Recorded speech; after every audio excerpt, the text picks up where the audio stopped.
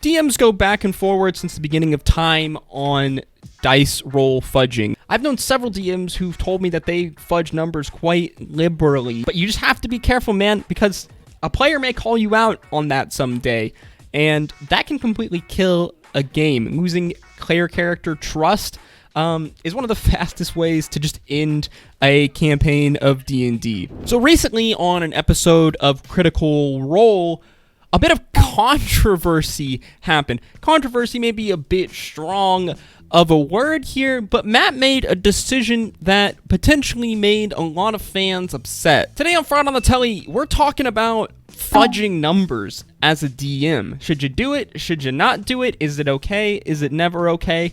We're going to talk all about it. As always, if you enjoyed the video or learned something new, make sure you like, comment, and subscribe. Don't forget to peep some of our other Critical Role content, and let's just get right into it. So we won't be spoiling anything from the recent episodes of Critical Role, but basically, in short, the fan base think that in a recent encounter on Campaign 3, Matt may have fudged a few dice rolls, possibly even fudging some health of a certain boss. I saw this provoked a lot of discussion online about fudging dice rolls as a DM. Should you fudge dice rolls? Should you always roll in front of the screen? Is it ever okay to fudge dice rolls for narrative purposes? Now, unfortunately, it's not just as easy as yes or no, in my opinion.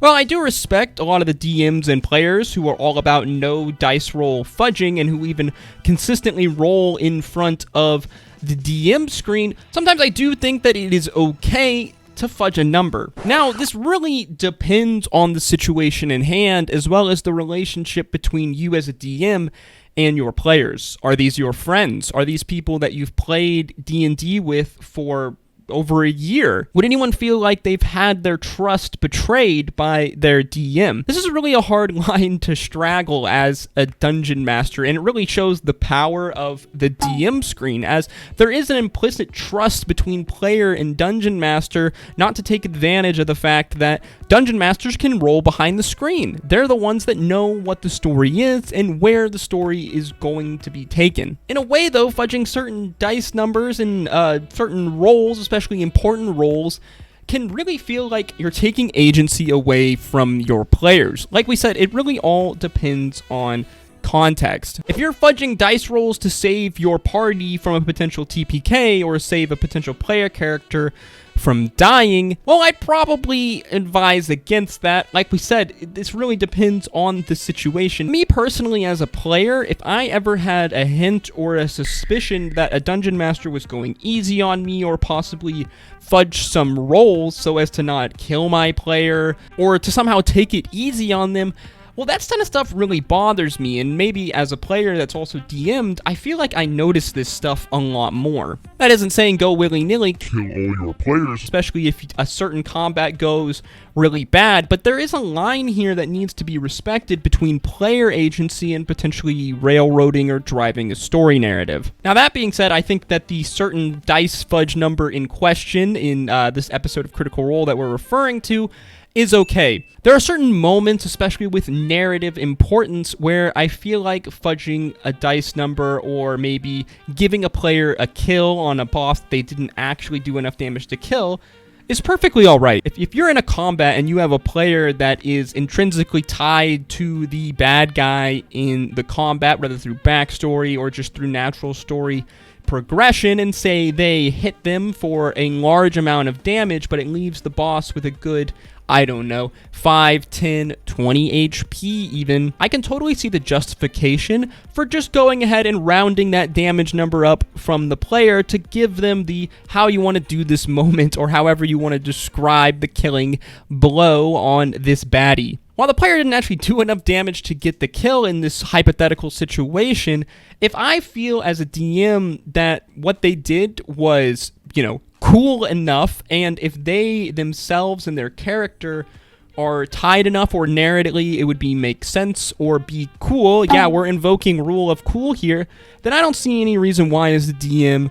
you wouldn't feel okay with fudging that number. A lot of people just want to play rules as written, which is fine. I totally get that and respect that. You play your game how you want to play your game out there. Personally, I love the rule of cool. D&D is all about having fun with your friends, sometimes in super precarious, crazy situations and stories, but ultimately this is, unless you're playing a very realistic game, it's a fantasy game. It's a make-believe game. I want my players to feel special, to feel like their character matters, to feel like their choices matter, and to have fun in my game. This is definitely one of the more challenging parts of being a DM, trying to keep your game on the rails, not letting it devolve into absolute chaos or madness or potential TPKs everywhere, but also letting your party, your players, feel like they have agency, because they should have agency in your world. DMs go back and forward since the beginning of time on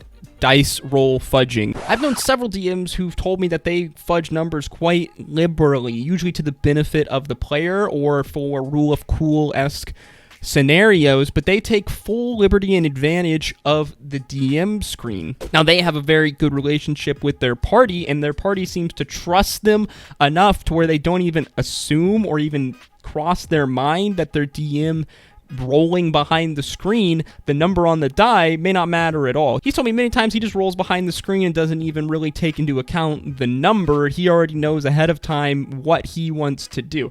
Now, this is one way of DMing. Personally, not how I would DM. But if your players are having fun and you're making it work at the end of the day, who am I to judge? Personally, if I was a player in a campaign and my DM was doing this, I would probably have some words once I found out, because for me, it feels like you're taking advantage of my trust as a player in you as the dungeon master. You are the lead voice in this kind of Greek choir of storytelling that D&D is. That's one thing I really appreciate about Brindley Mulligan, is his willingness to roll in front of the screen for certain roles, usually important roles. He lets the die stand how it is, but this also really earns players' trust. There is no fudging or being sneaky when you say hey, this guy needs to beat this number in order to hit you, and I'm gonna roll it in front of the screen. While you are committing yourself to the result of whatever outcome happens, good, bad, character death, character revival, a hit, no hit, whatever the situation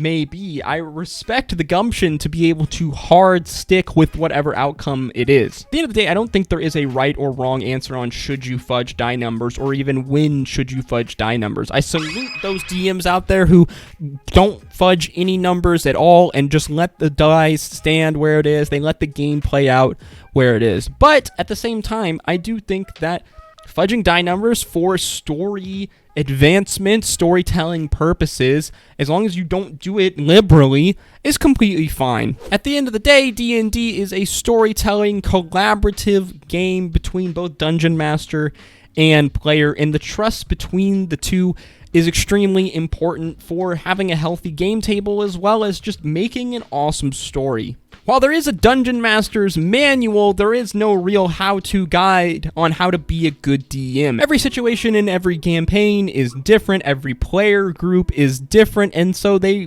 would want or require a different DM with a different set of skills to give them what they need. Personally, depending on the context, fudging dice numbers is fine, but you just have to be careful, man, because a player may call you out on that someday, and that can completely kill a game. Losing player character trust is one of the fastest ways to just end a campaign of D&D. Let me know in the comments down below, what do you guys think about fudging dice numbers, and do you think that Matt possibly fudged some rolls in the last episode of Critical Role? Let me know your thoughts in the comments down below. As always, guys, thank you so much for supporting me and watching my videos. If you enjoyed it or learned something new, make sure you like, comment, and subscribe. Why don't you share the video to your friends if you feel like they'd enjoy it.